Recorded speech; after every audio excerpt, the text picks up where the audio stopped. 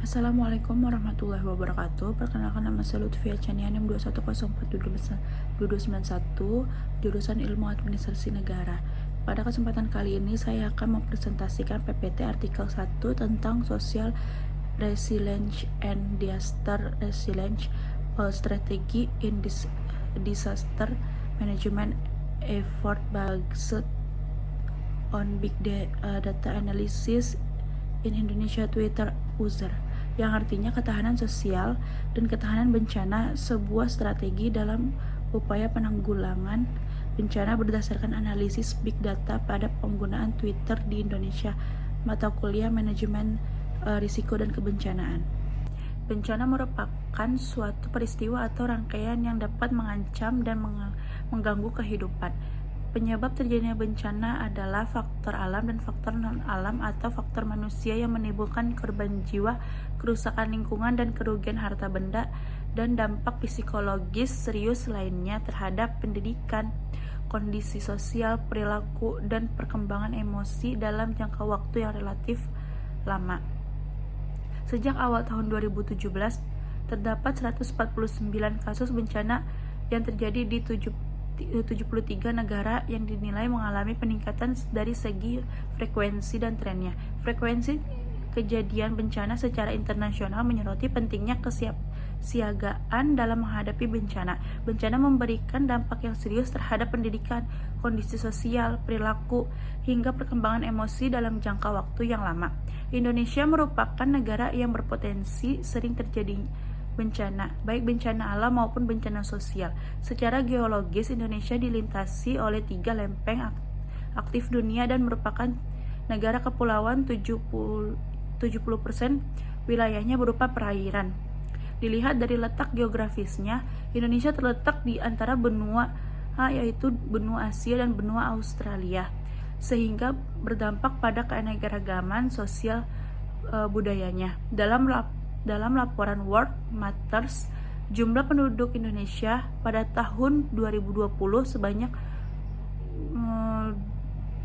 274,9 juta jiwa dan menempati posisi nomor 4 jumlah penduduk terbesar di dunia. Dari jumlah penduduknya terbagi menjadi suku-suku yang mempunyai kepercayaan dan budaya yang berbeda-beda.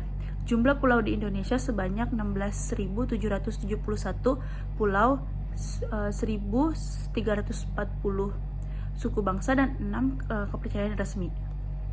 Keanekaragaman alam dan budaya yang dimiliki Indonesia mempengaruhi kondisi ketahanan sosialnya. Ketahanan sosial adalah kemampuan entitas sosial dalam mengatasi, bertahan, dan atau memulihkan ancaman, tantangan, hambatan, gangguan yang datang dari dalam dan luar.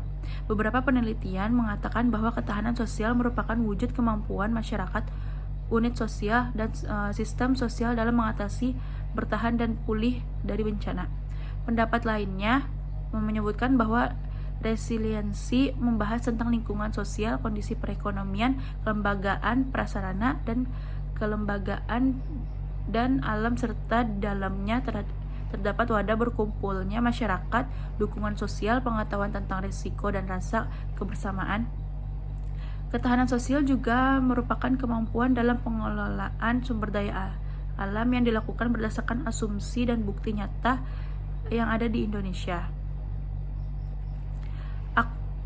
Kode aktor membahas tentang pelaku yang terlibat dalam upaya bantuan bencana. Semua kode tersebut memiliki subkode sesuai dengan hasil analisis teks.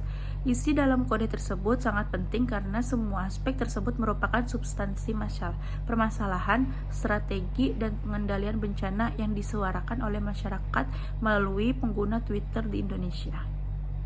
Setiap bencana pasti ada penyebabnya. Menyaring data ditemukan 1926 teks yang menceritakan penyebab bencana. Analisis terhadap persepsi masyarakat terkait penyebab bencana perlu dilakukan dalam rangka merumuskan strategi penanggulangan bencana. Pengelola data dalam mencari penyebab terjadinya bencana dilakukan dengan membuat kode sistem dan subkode sistem dari berbagai narasi penyebab terjadinya bencana. Berikut rincian lengkap penyebab bencana menggunakan Twitter. Penyebab bencana berdasarkan ribuan narasi yang dapat diklasifikasikan ke dalam 5 sistem kode. Narasi 1162 menyebutkan penyebab bencana terkait dengan pandangan agama masyarakat. Namun bila dilihat tanpa kode sistem, bencana yang paling mungkin disebabkan oleh cuaca ekstrim 26,27%, adanya sistem khilafah 22,69%, dan perilaku manusia yang menyimpang dari agama 10,28%. Selain analisis persepsi terhadap penyebab bencana, analisis naratif upaya penanggulangan bencana juga perlu dilakukan untuk mengetahui sejauh mana pendapat dan tindakan masyarakat dalam penanggulangan bencana. Sebanyak 5.079 responden menyatakan narasi terkait upaya penanggulangan bencana dan dibagi menjadi 4 subkode dengan rincian sebagai berikut. Pengguna Twitter kerap menyebut dan menautkan beberapa aspek terkait bencana dalam satu postingan. Grafik di atas juga mampu memvisualisasikan hubungan antar titik.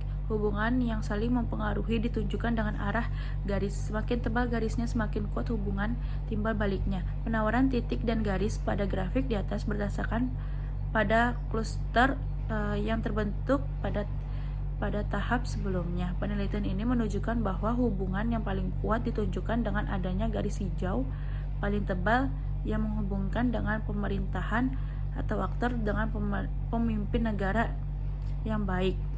Lebih lanjut, hubungan yang kuat juga ditunjukkan dengan adanya garis biru tebal antara pendidik dan pendidik kebencanaan.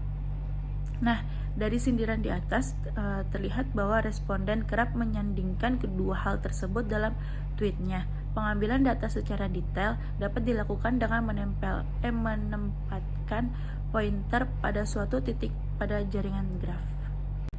Berdasarkan hal tersebut, maka rencana strategis dalam upaya penanggulangan bencana adalah sebagai berikut. Yang pertama, penggunaan model strategis media pembelajaran pendidikan jinakitas yang efektif untuk meningkatkan kemampuan kognitif, afektif, dan